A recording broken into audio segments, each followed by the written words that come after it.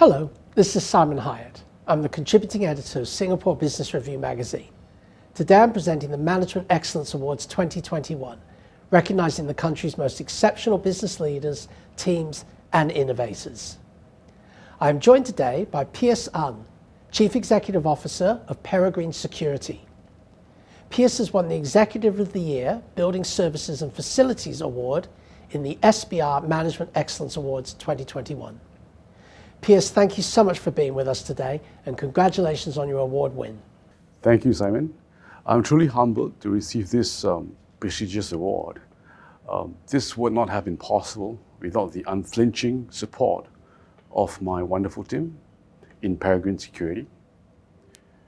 At our organization, we are passionate about securing property, assets, people, with innovative solutions, as well as with a mission to support businesses exactly when and where we can make a difference. We are passionate because we realize that assets, property, and people, when they're secured and protected, they form the backbone of successful organizations. So this award truly has invigorated me and my team, has energized, Peregrine Security to strive towards being the preferred security partner of choice with local and global businesses that are looking at integrated security solutions that will give them peace of mind, as well as optimization of technology and manpower. Thank you so much, Simon. Well done for leading the team to revenue growth of 18% and PBIT growth of 15% for the financial year 2021 to date. What has been the key factor to this remarkable success? Yes, to this question, I have quite a long list to share. Of course, the revenue growth for year to date is actually 20%, so it's even higher than that 80%. So definitely, this would not have been possible without the support of Tenon Group. Peregrine Security is part of Tenon Group, which is a $240 million annual turnover company. It has strong foothold in India and UK with strong experience. So I have had the opportunity to leverage on their best practices. So in Singapore context, the revenue growth of 20% and PBIT growth of 15% this FY to date really comes from the growth strategy that hinges on 7 building blocks. I'd like to share the first 5 building blocks. Firstly, we have developed a culture of innovation, and that leverages on technology such as AI, going on to digital transformation, developing innovative training methodologies and processes to enable us to develop a man and machine solution for our clients, right? That's the first one.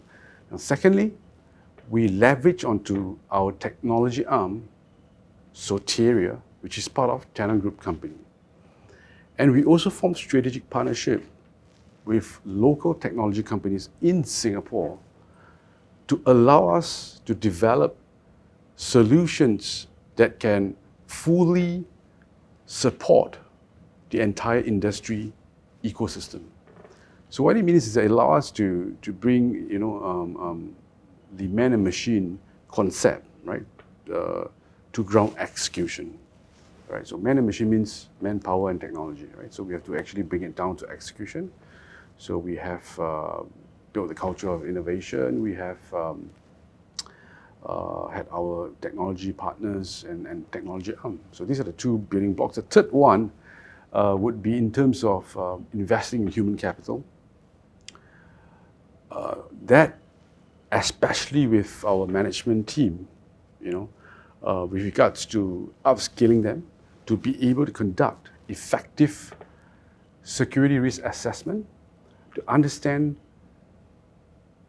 the risk and propose the best suited solution to mitigate and contain the risk using man-machine concept, to derive a security-based outcome and to achieve that, to meet that requirement, right? So that is the first 3 building blocks. The fourth will be in terms to upskill our pool of security officers, to enable them to leverage technology to produce positive security outcome.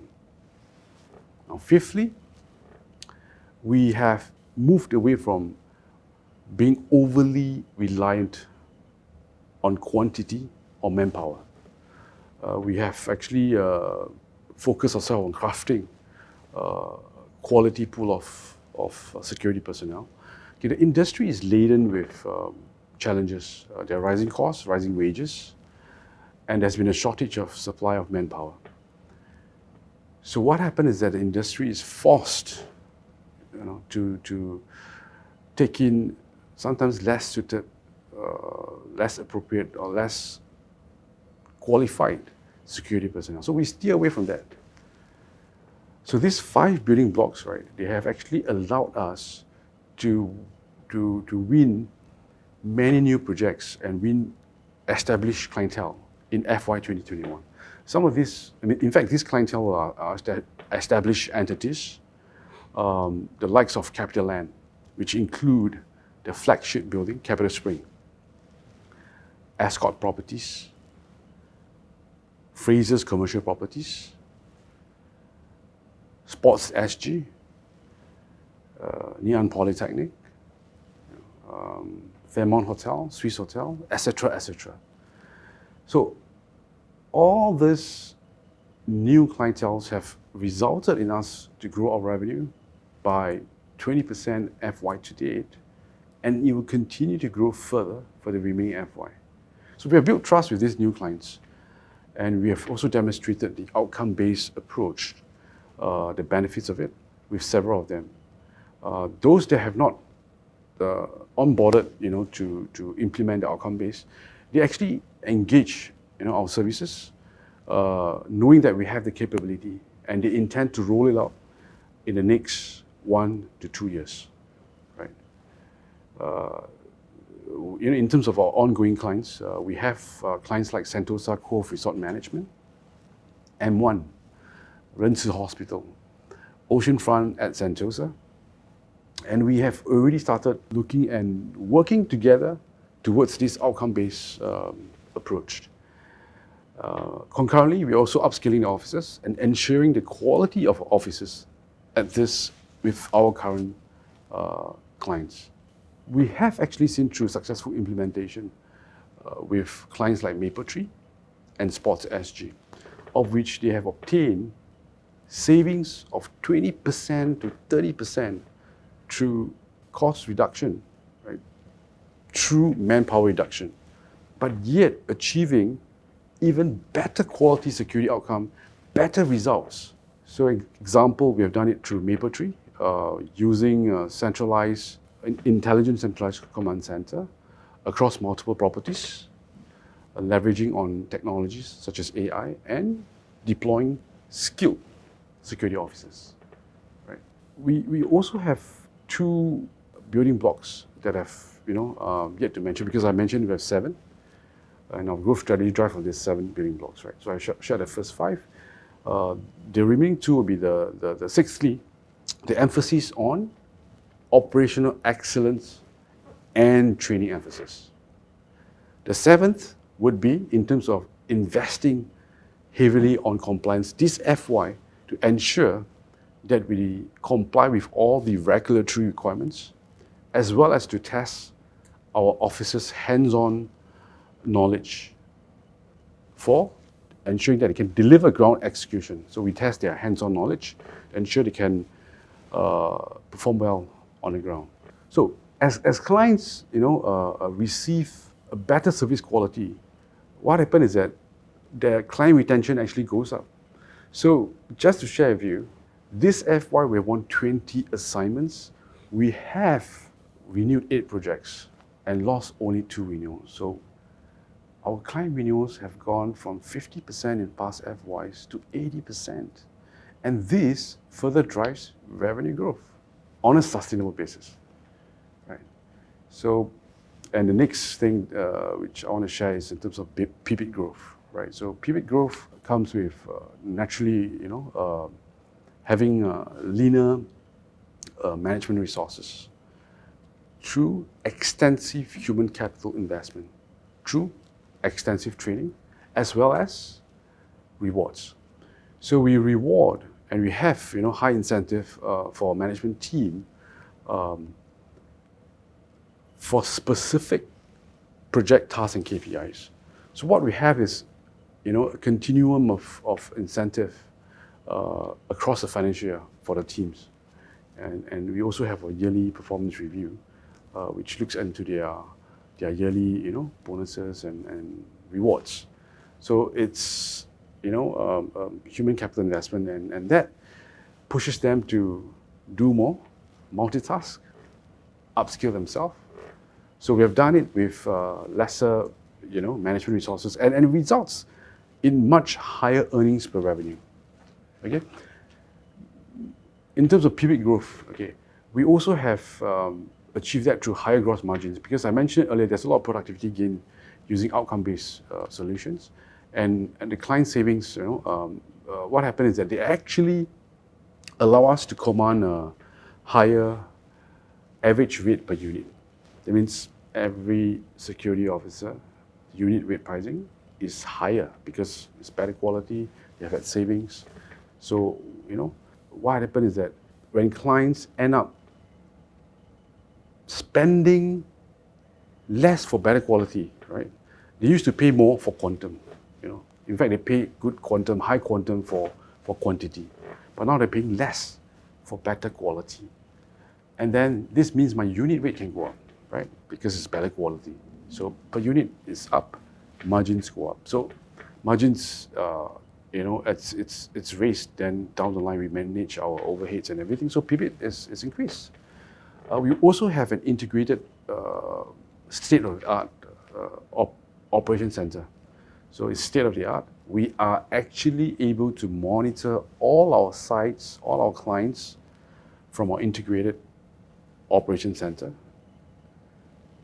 And we can actually track, and monitor and respond to incidents, right? So this alleviates, the manpower stress on the ground and the stress on the ground. We are also able to use our integrated operation center to monitor our security officers' working hours and attendance, as well as the movement of our roving patrol team. So everything is optimized, right? So when that happens, we're able to stay lean, and our PBIT goes up on a sustainable basis. Thank you, Simon. Let's look a little bit more at your sixth building block. As a leader, why is it so important to focus on operational excellence and training efforts for manpower? How does this make a positive impact to the company? In fact, that is a very important building block, one of the 7. So that building block has helped us to achieve success, especially in terms of client retention. Now, man and machine, it doesn't work by itself. Actually they are quite disparate. But a man and machine solution, right, works with tight integration and robust processes. So that's when operational excellence comes in, when the operations from concept to planning to ground execution results in the last mile delivery that will ensure client satisfaction. Right? So they have to be there to integrate the man and machine, and look at the operational processes, So we invest a lot in operations. The operations personnel will spend 80% of their time on site to review and support the operations, to perform training and supervision, to ensure that man and machine integration works well. They are also there to attend to incidents. Yeah. And then in terms of training is a key component to ensure that the ground execution is done well, right? If my security officer is not trained, and it's only through training that he can actually address any security concerns, and he address it professionally. and you're delighted, you have a great customer experience. So training leads to that effective ground execution is ever important. We have an in-house approved training center, right? So we are an approved in-house training organization, and we are able to provide accredited training courses for security officers. And training is our key differentiator. We provide training on a daily, weekly, monthly basis via different platforms, from e-learning to on-site briefings to interactive media, to videos, to role-playing, to red teaming exercises, where we have like mystery shoppers and we put a bag there and we test our, that's red teaming exercise. So very diverse training methods, and in fact we are, and as a leader, I place a lot of emphasis to make sure that the training methodologies are effective and innovative so that it meets the training objective. And the training methodology has to be suited to the individuals and the content.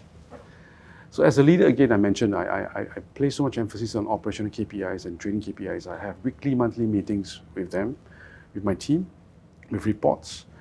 I hope I'm not the naggy leader, which so I actually coach and make sure that, that the team is invigorated to deliver this. We keep up our training requirements, we maintain the operational excellence, and I ensure that after action reviews are always done whenever there are lapses. Yeah. So our training topics, right, do not just limit, to security related ones. It's not just on access control, patrolling, first aid, fire, fighting and all that. It extends to customer service and soft skills, many other skills. And I'm glad to share that this FY alone, we have received more than 30 commendations and awards from our clients. And this stands for 10% of our ground staff. And that's remarkable. And the latest award came from CapitaLand.